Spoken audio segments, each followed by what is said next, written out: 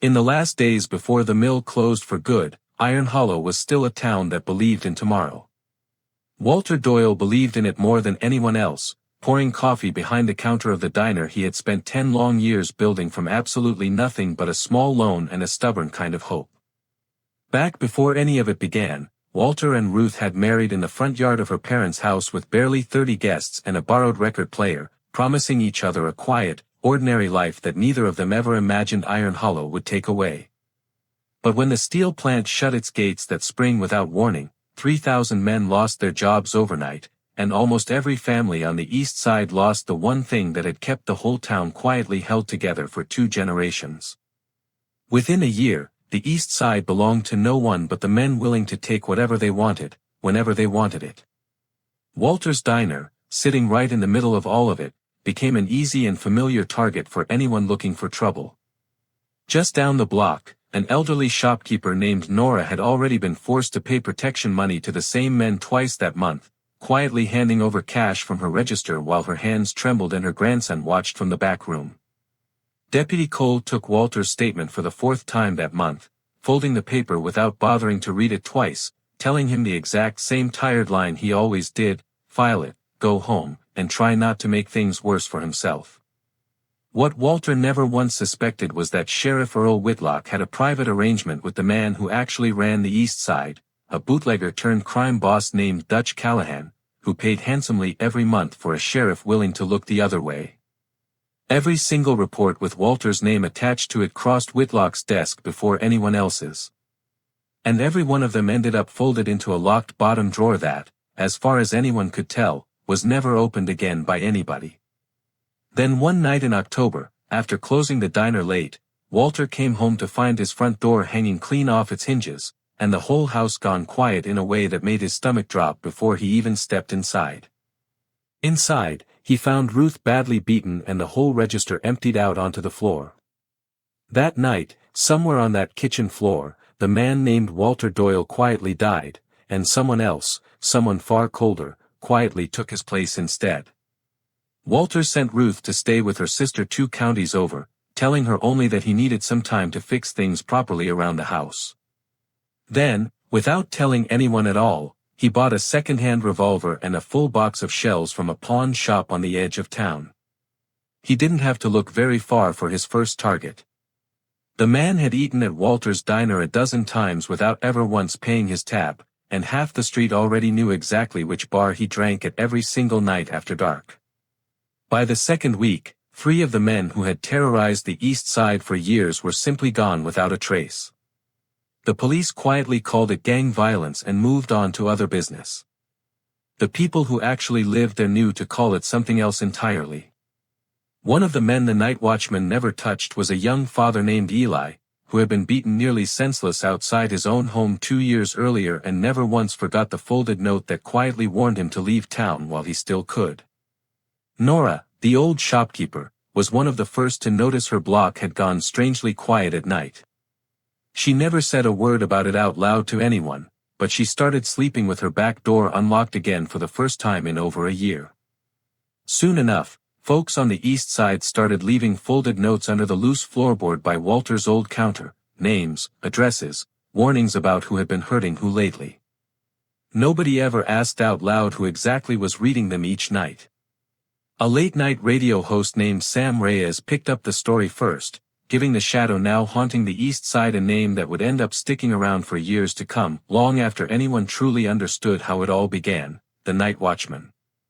Not everyone in town agreed on what to make of it. Some callers into Sam's show praised the Nightwatchman as the only justice the east side had left. Others warned that a town cheering on a killer was a town already losing something important about itself. Sam never did learn who exactly called into his show almost every week with fresh new details about the Nightwatchman's latest target. But every single Thursday night, it seemed like half of Ironhollow tuned in just to hear what had happened next. In less than 8 months, the Nightwatchman had been blamed, or quietly thanked depending entirely on who you happened to ask, for close to 30 separate disappearances scattered all across the east side of Ironhollow.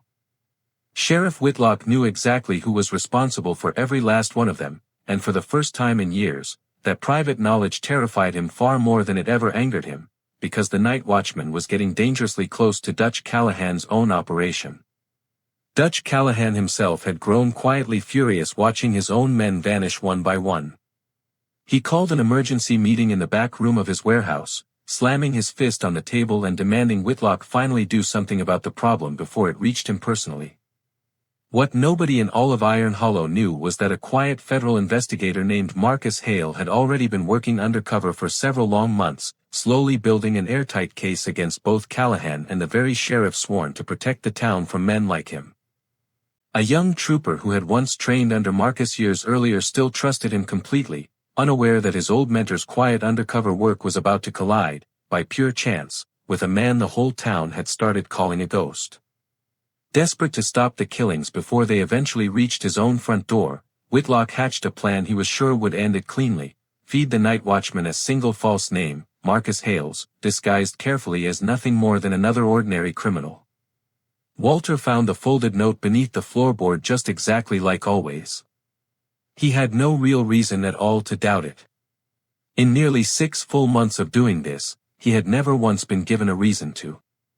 That very night, Walter tracked the name to a quiet motel sitting right on the edge of town, revolver already drawn, absolutely certain he was closing in on the very last of Callahan's remaining lieutenants before it could ever slip away again. The motel door swung open before Walter could even knock on it. Both men reached instantly for their weapons in the very same breath, two total strangers who had never once met before, each one utterly convinced the other man standing there was the real threat. Only one shot rang out in the dark. Only one man walked away from that doorway alive. And when Walter finally looked down and saw the small badge hidden beneath the dead man's jacket, he understood in an instant exactly what he had just done. Word spread through Ironhollow overnight that a federal agent had been killed inside town limits. State troopers flooded every street before sunrise, and for the very first time, the night watchman himself became the one being hunted through the dark. Cornered now with nowhere left at all to run, Walter did the only thing he could still think to do: he called the single man left in Ironhollow who had never once lied to him in his entire life, Sam Reyes. Ruth heard the news of the standoff on the radio at her sister's house 2 counties away, her hands going still over the dishes in the sink as Sam's voice described a night watchman finally cornered somewhere back in Ironhollow. Sam agreed at once to help him quietly turn himself in, but only after Walter promised him a single thing in return: real, hard proof of exactly who had been running Ironhollow into the ground for all these years without anyone ever noticing. What Sam had absolutely no idea about was that Walter had secretly kept his own detailed ledger hidden behind a loose brick for 6 entire months, every name, every date, every whispered bribe he had ever heard about Whitlock and Callahan working together. On his way to finally meet Sam that night, Walter stopped just once along the way, to hand that entire notebook over to Danny, a paperboy he trusted completely, a kid who ran his diner's coffee route faithfully every single morning without fail. Give this straight to Sam Reyes. Only Sam, and absolutely no one else, Walter told him firmly. Danny nodded seriously, not fully understanding yet what exactly he was holding, or just how much it would end up mattering to the whole town. When Walter finally arrived at the radio station, state troopers were already waiting quietly beneath the streetlights outside. He raised both hands slowly into the air and didn't put up any kind of a fight at all. In the end, Walter was formally charged only with the death of Agent Hale. The other 30 disappearances were quietly left off the official record entirely, the exact same way Ironhollow always seemed to handle the things it never wanted explained out loud. Outside the courthouse, the crowd that gathered was split right down the middle, some holding signs calling Walter a hero, others quietly grateful the killing had finally stopped, no matter what they privately thought of the man who had caused it. 3 weeks later, Sam Reyes published Walter's entire ledger, page after page, without leaving out a single name. Sheriff Whitlock and Dutch Callahan were both arrested within the month, the very first real arrests Ironhollow had witnessed in well over a decade. Nora the shopkeeper read the same headline standing behind her own counter, and for the first time in longer than she could remember, she locked her front door at closing time simply out of habit, not out of fear. Late one night, alone in his office long after his deputies had gone home, Sheriff Whitlock poured himself a drink he didn't finish, staring at his own reflection in the window and wondering, for the very first time, who exactly he had become. Ruth came home for good that following spring, once everything had finally settled. And though the East Side would probably never fully heal completely, for the first time in years, it genuinely felt like a place worth staying in after all. Walter Doyle served out his sentence quietly, refusing every single interview request that came through the prison mailroom over the years, no matter how much money reporters kept offering him for his side of the story. Years later, when he finally came home for good, Ironhollow's East Side was calmer than he had ever once known it to be growing up, no longer lawless exactly, though certainly not entirely innocent either. He never once spoke of the Nightwatchman again, not even quietly to Ruth, not even on the nights she noticed him staring a little too long at his old revolver still sitting untouched inside the closet. Sam Reyes eventually became the most trusted journalist in the entire county, though he always said, half joking, that the biggest story of his whole career came from a source he was never once legally allowed to name out loud. Years afterward, state investigators quietly reopened the old federal file on Agent Hale's death, and after reviewing everything Walter's ledger had exposed, they finally closed it for good with a single line, a tragedy caused, in the end, by men sworn to prevent one. Danny grew up, eventually moved away, and became a police officer himself in a city nearly 300 miles from Ironhollow, one who never once forgot the exact weight of that old notebook resting in his hands that night. Every single October since, without fail, someone still quietly leaves one single lit candle sitting on the counter of the old diner well after closing hours. To this day, no one has ever once admitted to doing it. And whenever strangers passing quietly through town happen to ask the locals about the old rumors, about a man once called the Nightwatchman, most of them simply smile a little, shrug, and gently change the subject entirely. Because deep down in Ironhollow, everyone quietly agreed on one single thing without ever really needing to say it out loud to each other: some debts owed to a town are only ever repaid in silence, never in stories told to strangers.